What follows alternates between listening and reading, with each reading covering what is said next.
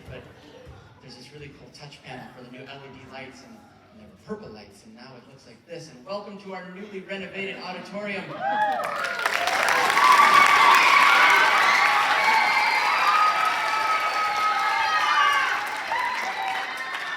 our 6th and 7th grade, I don't know, winter, spring, ask me tomorrow concert. We'll see what the weather brings. We have some fantastic music for you tonight. I have been so excited to get these students, 7th grade and 6th grade, on this stage. One, because of how great this space is, and two, because of how amazing they are sounding. And I have just been feeling really guilty of getting to keep it all to myself. So we're going to start off with our 7th grade band. They've got 3 pieces for you on this night. The first one is called Gimmie a Break. And there are 2 main things that we learned from this piece. One, we worked a lot on rhythms, specifically single 8th note rhythms. So rhythms that last a half a beat. They're pretty quick. And then when they come in on the upbeat, so if you tap your foot, that's when it goes up, or pick up 8th notes that kind of start and lead in to a little musical phrase. We also, on average, each player learned about 4 or 5 new notes and fingerings for this chart. We got to talk about something called an accidental, which is a note that doesn't normally occur, but the composer's throwing it in there because they think it sounds good.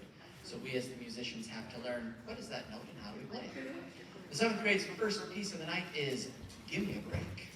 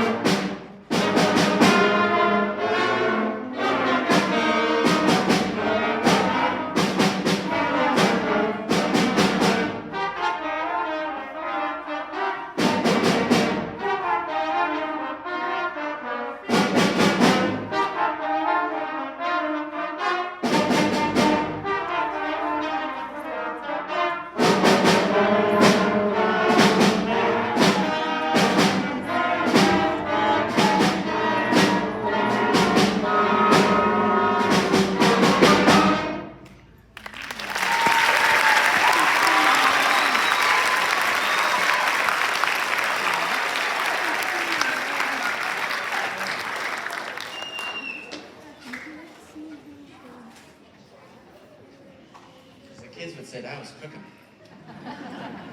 Probably cringing behind me for saying it. So we're going to slow it way down.